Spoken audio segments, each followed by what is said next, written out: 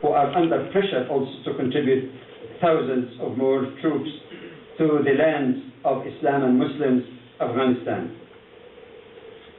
It is our clear view, and I'm sure many share that this decision is disastrous, it is very wrong, it is tragic, and does not serve neither the interests of the Muslim Ummah nor the interests of the United States and its allies in the long term. But this will not be the topic for this khutbah, the short khutbah. We cannot take many topics, even though it is very important, because there is another event that even comes closer to the particularities of Muslims, to their acts of worship.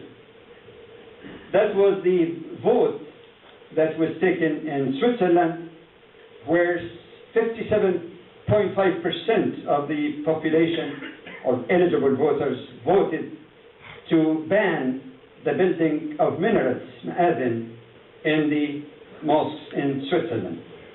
Switzerland has about perhaps 400 to 500 Muslims who are Swiss residents.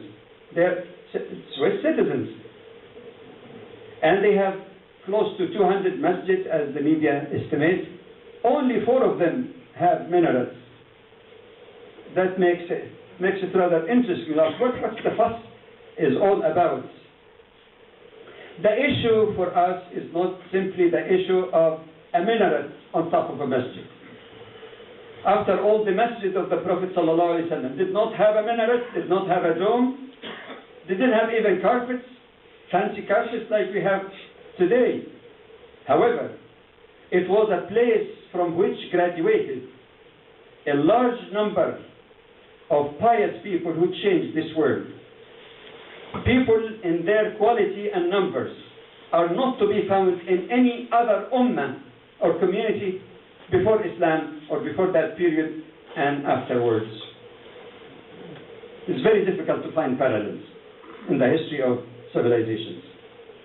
The issue for us, the real issue, in my humble estimate, is what is behind that vote of not only a current or waves, بعضها فوق بعض,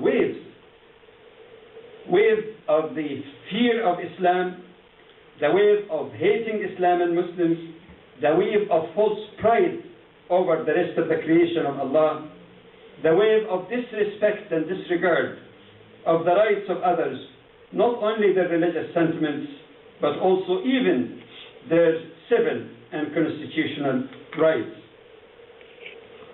And that leads us to raise a serious question about how do we define civilization, progress.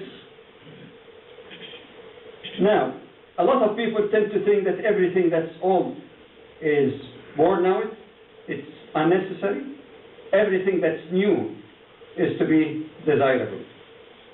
The same mentality, some people think that real progress, civilization, civility is to be measured by wealth, by power, technological and scientific advancements, you name it. As Muslims, we have no problem with scientific and advancements, technological advancements. It's not haram, it's not only permissible, it's urged by the texts of the Quran. When Muslims abided by the teaching of Islam, in fact, they were the masters of the world, not oppressive masters like the masters of today. They were the leaders of the world in all fields of knowledge and technology. Many people talk about the Dark Ages in Europe. This is Eurocentric definition, because Europe is not the world and the world is not Europe. This is Eurocentric, reflecting this notion of superiority over others. The history is the history of Europe. The more accurate historians now say European Dark Ages, because parallel to the Dark Ages in Europe, when scientists were persecuted and even executed, there was a great deal of light that was shining forth from Muslim Spain that remained under Muslim rule for 8 centuries and became the jewel of Europe in terms of its advancement in all areas. We have no problem with this. It's not either or. It's not either values or scientific or material progress. Muslims achieved both. But also we should not evaluate a civilization only in terms of values, not just trapping of power. We don't want a lame civilization. This is lame. If a civilization is evaluated only on the wrong criteria, because of wealth, because of power, because of science and technology, then it is a lame civilization in the absence of true and deeper sense of values and justice. But again, to be fair and balanced, we don't want also a civilization that has deeper grounding in values, real values of civility, but in the meantime are backward unnecessarily, unneededly in pursuing science and technology. We need a balanced, complete civilization. That's how we should evaluate civility. Let us look at one aspect of civility that comes from the past.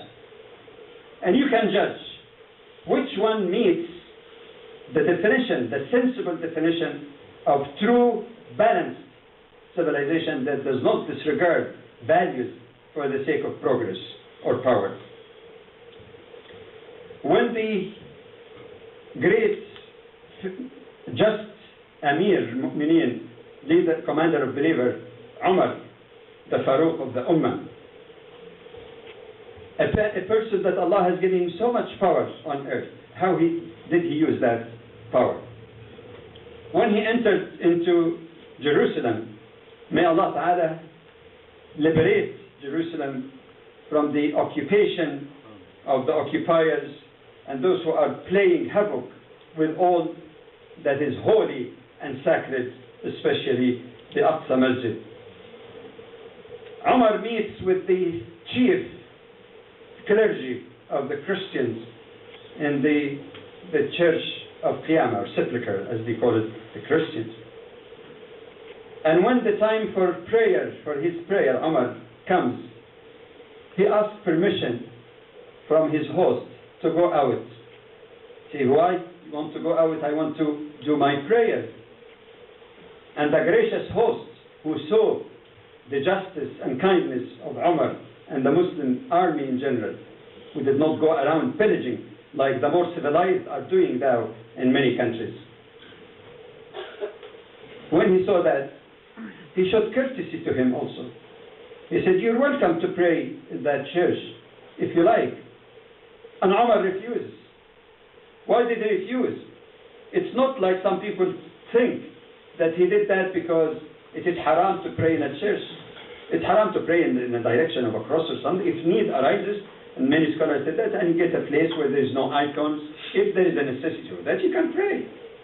Umar did not refuse because of that. Umar did not refuse because he was afraid, because he feared none but Allah.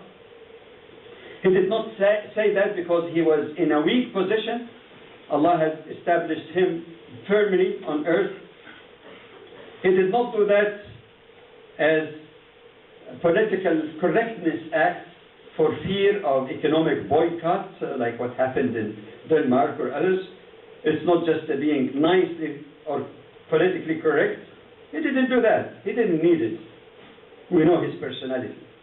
What Umar did and said, and the motive behind it, when he said that I'm afraid if I pray in this church that some people after me will come confiscate it from you and say the Amir al-Mu'mineen, the commander of believers, prayed here. Look at that ultimate sensitivity, not only of doing justice to the minorities, even the majorities at that time, not to do injustice to anyone, but to make sure that nobody in the future will take that as a precedent to justify oppression of any other religious minority.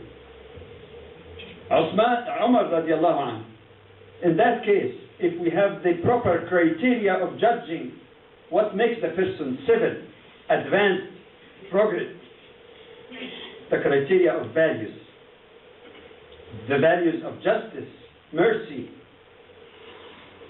the values of spirituality and fear of Allah subhanahu wa ta'ala, not fear of people. It is in that sense, it is in that balanced criteria